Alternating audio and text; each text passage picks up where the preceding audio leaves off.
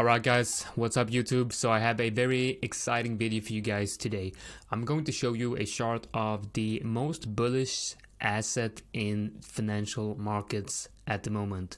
And you guys probably know what I'm talking about, and of course it's Bitcoin. So this is going to be a new video in a new series of videos we're going to release on this YouTube channel. So we're going to be starting to be much more active on our YouTube, so make sure you click that subscribe button to be able to get notified when we release more videos like this one. In this one today we're going to take a look at Bitcoin. I'm going to be watching the higher time frames, and we're also going to zoom into the lower time frames and check out a setup that we got going in the bird nest.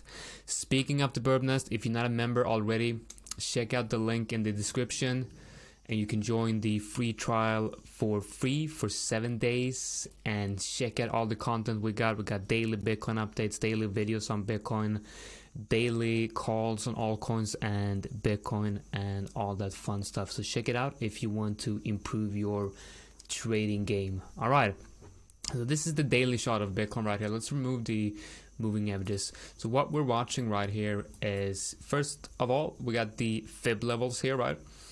So let me show you where I drew the fibs. So I got the fibs on the chart by using this low here up to the last all-time highs, right? So based on this huge move right here, let's put the fibs on from the low up to the high. And remember guys, when drawing the fibs, you're always supposed to be drawing the fibs forward in time, never backwards. Remember that. I keep seeing people posting charts with beautiful fibs being drawn the other way, being drawn from, you know, backwards in time, which is totally false. Do not do that. That means the fib levels are going to be in reverse, and it's just not going to make any sense. So always draw the fibs forward in time. Now this is the weekly chart, right? Let's go down to the daily, and you will see that these fib levels have been respected quite nicely. We have the 618 here was used nice last resistance, and the 50% nice last support, and we then on this latest bounce we bounced off the 236. Now the fact that price is both the historic price and the current price is actually respecting these fib levels, that makes me think that this fib level is the fib level to be watching basically. One way to kind of know if your fib levels make sense is to actually see if price action has reacted to those fib levels. Now, as you can see here, the red rectangles right here, let's add the moving averages right here. We can remove the 100 and the 200 right here. You got the yellow here and the green, which is the 20 and the 50 EMA. And I also like to use the stochastic RSI in my analysis when trying to time the bottoms, right? And especially, you know, looking at the daily, when the stochastic RSI is down at the oversold territory and you get a move down touching a fib level confluent with the 20 EMA and the 50 EMA area on the daily, with stochastics being at oversold, and then you see this bullish move where the stochastics basically turns bullish and starts to move above 20. So from below oversold to above oversold, from below 20 to above 20. That's going to be a buy signal, right?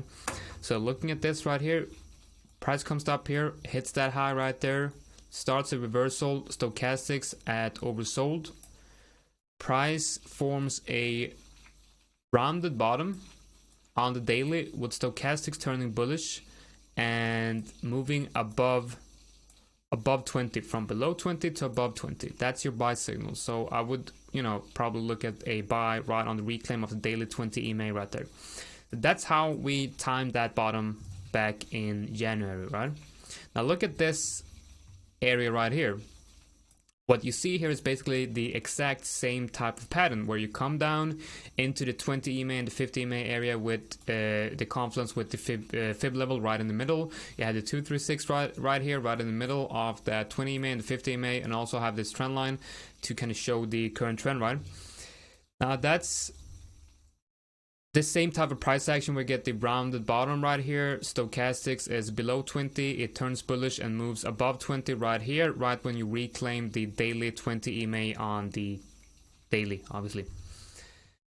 So I expect this trend right here to basically is continue, right? And if we do continue, I expect this to move in a similar fashion that it has been doing, and in a similar fashion that it has been moving since the beginning of this major up move, right? And my targets for this move right here is going to be first, the first impulsive move, and that's this one, right?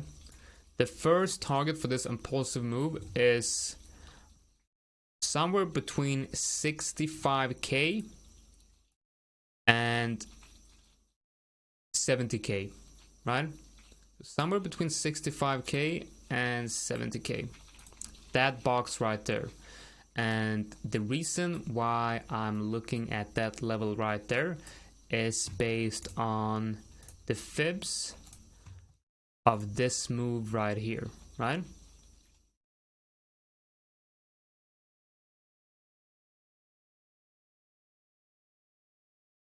If you look at this fib right here, you see that we came down and we bounced nicely of the 236 of the high time frame fib right in the middle of the 382 and the 50% of the medium time frame fib right here.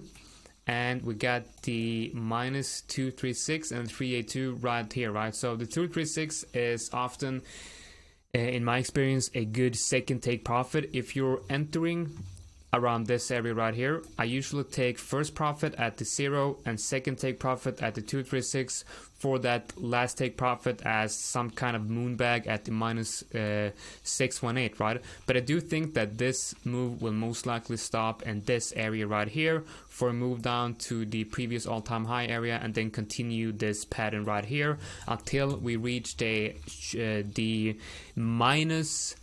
area between the minus 618 and the minus 786, which is the short ROC extension. And where is that? Well, that's the area between, let's say, 95 to 100k. So yeah, I think Bitcoin is most likely going to continue its move up towards the 100k area, right? Now that's the high time frame analysis. Let's take a look at this setup that I shared in the Bird Nest right before we broke this area. So 2 days ago we posted this setup, and I also entered this live on the webinar. So if you guys are interested in joining the live webinars, make sure to check out the webpage, thebirdnest.com. You can find the link in the description below. And guys, don't forget to like the video. Like the video, subscribe to the channel if you're not subscribed already. Liking the video will help us immensely, so it's just a little gesture from you guys, and it will help us hugely. So would very much appreciate that hit of the like button. Alright, so this is the setup that we posted, right? TP1 hit beautifully. We have a very clear structure here on the 4 hour with the 20 EMA, the 50 EMA, the 100 EMA nicely fanned out. We have higher highs and higher lows. Now, if price bounces, you see that the stochastics RSI is turning, moving into the oversold territory right here. So I would like to see stochastics RSI down in this area while the 4 hour hits the 20 EMA or the 50 EMA and forms around the bottom. That's my signal to enter what I've sold here, or if you're not in Bitcoin right now, that should be your entry trigger. And where do we have the last target for this one? Well, right here, up around the minus 236 and the minus 618 of whatever fib that is. I can't even remember what fib I draw that on.